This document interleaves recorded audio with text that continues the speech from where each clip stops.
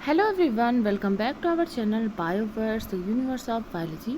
और आज हम सब बात करने वाले हैं बहुत ही इम्पोर्टेंट टॉपिक के बारे में, जिसमें मैं आपको कुछ ऐसे सब्जेक्ट्स के बारे में बताऊंगी जिनके ऊपर अगर आप अभी से काम करना स्टार्ट करें तो विद इन 1 ईयर आपको कोई ना कोई अच्छी सी गवर्नमेंट जॉब ज़रूर से ज़रूर मिल जाएगी।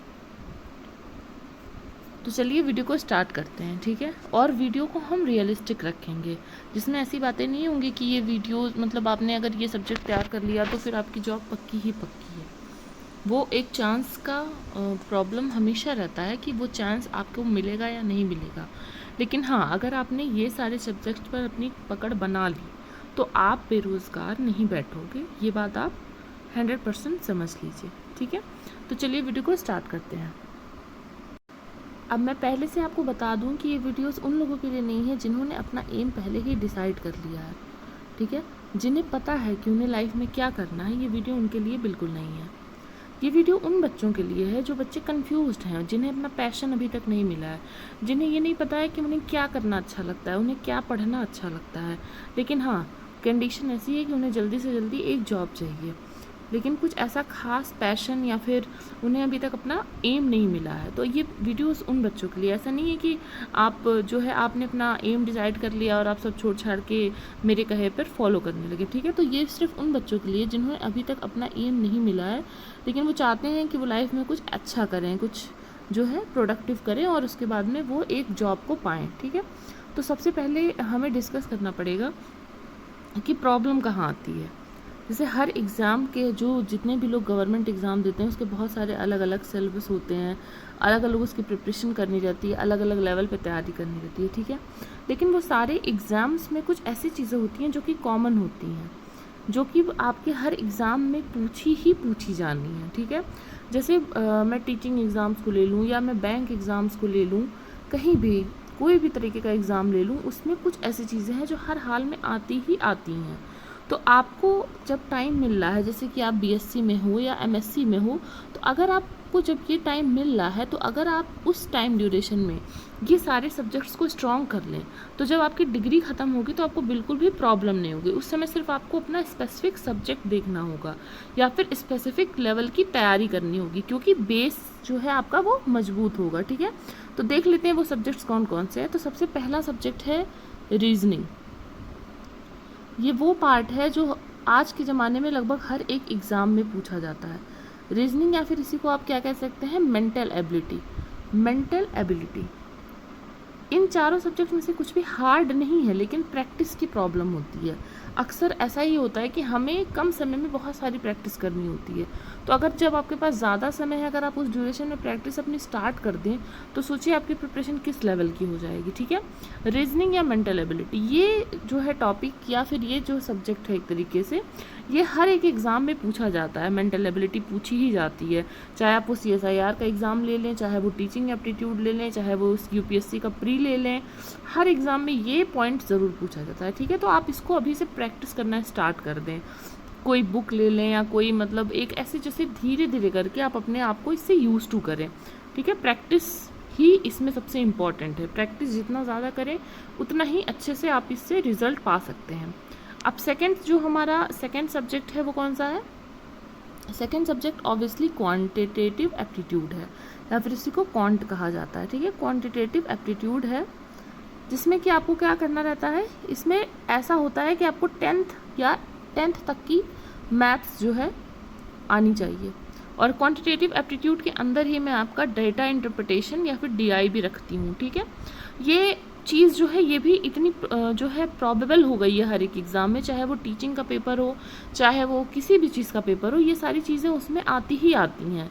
तो बहुत सारे बच्चे ऐसे होते हैं जो मैथ्स के साथ जिन्होंने आगे पढ़ाई नहीं की, उनके लिए काफ़ी हार्ड पोर्शन हो जाता है। कोई बायो का स्टूडेंट है, कोई आर्ट का स्टूडेंट है, ह्यूमैनिटीज़ का स्टूडेंट है, उसके लिए ये चीज़ बहुत टफ हो जाती है। तो जब वो अपनी ग्रेजुएशन की डिग्री कर रहा है, जैसे आप अभी ग्रेजुएशन फर्स्ट ईयर में है, सेकेंड ईयर में है, या फिर आप अभी MSc में एडमिशन ले रहे हैं, तो उसके साथ साथ कोशिश करिए कि अपने आप को, अपने दिमाग को धीरे धीरे ये सारे सब्जेक्ट से फेमिलियर करवाइए, ठीक है, जिससे आपका दिमाग उनसे डर ना छोड़े। प्रैक्टिस, ये सारे सब्जेक्ट प्रैक्टिस वाले हैं, जैसे मैंने पहले कहा।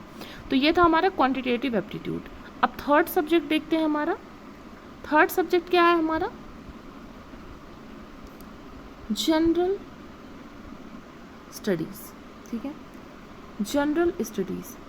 देखिए यहाँ पर जो वर्ड दिया है जनरल, जनरल मतलब इतना तो आपको पता ही होना चाहिए। अगर आप भारत में रहते हैं तो भारत के बारे में कुछ चीज़ें आपको पता होनी चाहिए।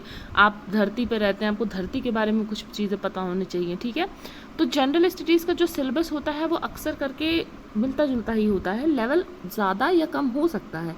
जैसे आप ये नहीं कह सकते कि यूपीएससी का सिलेबस जो है जनरल स्टडीज़ का, वो एक नॉर्मल टीचिंग के एग्ज़ाम से आप कंपेयर नहीं कर सकते, सीटेट से कंपेयर नहीं कर सकते। लेकिन हाँ, अपने अपने लेवल पे सबको जनरल स्टडीज़ पढ़नी ही पड़ती हैं। तो मुझे ऐसा लगता है कि जनरल स्टडीज़ जैसे एक हैबिट होती है ना, अवेयर रहने की, अपने आसपास की चीज़ों को जानने की। अगर आप एक जगह पर बैठे हैं तो वहाँ का जो है ज़िला क्या है, वहाँ की ज्योग्राफिकल इंपॉर्टेंस क्या है, हिस्टोरिकल इंपॉर्टेंस क्या है, वहाँ का कुछ स्पेशल रूल है क्या, पॉलिटिकल वैल्यू, उसकी जगह की पॉलिटिकल वैल्यू क्या है, वो क्या कंट्रीब्यूट करता है, ये सारी चीज़ें हमें ऐसे भी जाननी चाहिए।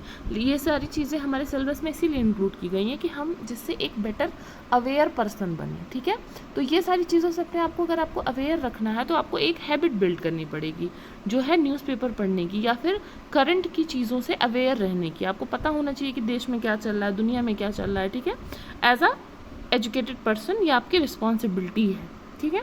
तो जनरल स्टडीज़ की हैबिट भी अपने आप अगर अर्ली एज पे डेवलप करेंगे तो ज़्यादा ईजी होगा आपके लिए डेवलप करना, क्योंकि फिर वही होता है कि आपको 3 महीने में 1 साल की जीके पूरी याद करनी रहती है, ठीक है।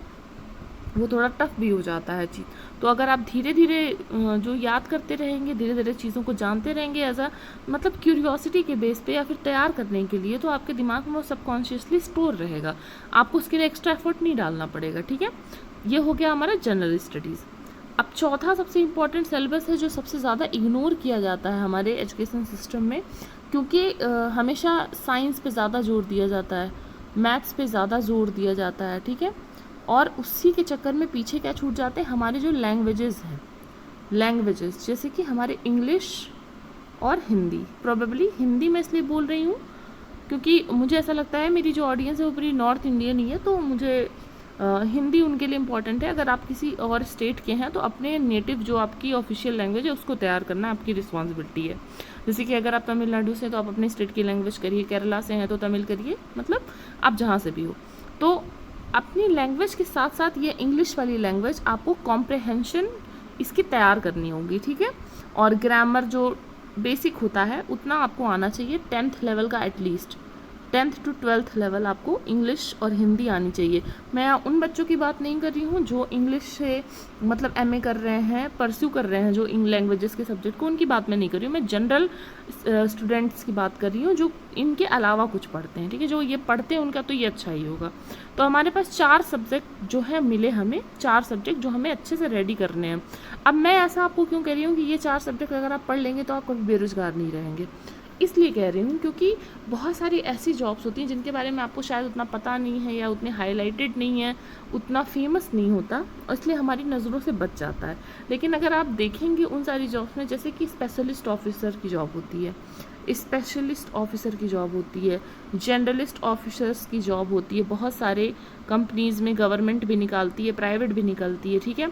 और प्राइवेट बैंक्स के जो एग्ज़ाम होते हैं, मान लीजिए आप बैंकिंग जॉब के एस्पिरेंट हैं, आपकी तैयारी नहीं अच्छी हो पा रही है, सिलेक्शन नहीं हो पा रहा है, ये सारी चीज़ें आपकी अच्छी हैं तो आप किसी प्राइवेट बैंक में ही नौकरी कर लेंगे, ठीक है। मतलब यहाँ पर सर्वाइवल की बात हो रही है कि अगर आपको कुछ नहीं पता कि आप अपनी लाइफ में क्या कर रहे हैं, तो अगर आप 6 महीने देकर ये सारे सब्जेक्ट्स को अच्छे से तैयार कर लीजिए तो आप 1 साल के अंदर अपनी कोई अच्छी सी जॉब लगा लेंगे, ठीक है। ये वो 4 सब्जेक्ट्स हैं जो कि आजकल बहुत डिमांड में और हर एक एग्ज़ाम में इन्हें इंक्लूड किया जा रहा है, चाहे वो कोई भी एग्ज़ाम हो, टीचिंग से लेकर यूपीएससी तक। तो मेरा यही सजेशन रहेगा कि ये सारे जो मैंने आपको सब्जेक्ट्स बताए हैं, ये एक तरह से हैबिट वाले सब्जेक्ट्स हैं। मतलब आपका एक एप्टीट्यूड बिल्ड होता है कि आप कैसे हैं, आप मतलब आपकी लैंग्वेज कैसी है, आप अपने आसपास को लेकर कितना अवेयर रहते हैं। तो ये चारों सब्जेक्ट्स जो है ना, ये आप अपने अंदर जो है इनब्रीड कर सकते हैं। उसको धीरे धीरे जब आप उसको सीखेंगे, धीरे धीरे प्रैक्टिस करेंगे तो वो आपके जो है दिमाग में अच्छे से बैठ जाएगा। फिर उसके लिए आपको बहुत मेहनत नहीं करनी पड़ेगी, बहुत डरना नहीं पड़ेगा उससे। अक्सर बहुत सारे सिलेक्शंस इसलिए रुक रहे हैं कि उनका जीएस नहीं अच्छा है, मतलब जनरल स्टडीज़ नहीं अच्छी है, या फिर टिटेटिव एप्टीट्यूड नहीं है, क्योंकि हर ये सारे जो एग्ज़ाम्स होते हैं जनरल पेपर वाले, इसमें क्या होता है, क्वालिफाइंग होते हैं। ये अक्सर ऐसा देखा गया कि ये क्वालिफाइंग होते हैं, मतलब इसमें आपको बहुत अच्छा होने की ज़रूरत नहीं है, लेकिन हाँ आपको इतना आना चाहिए कि आप वो एग्ज़ाम क्वालिफाई कर ले जाएं, ठीक है, वरना नेक्स्ट स्टेप पे आपको बाहर कर दिया जाएगा।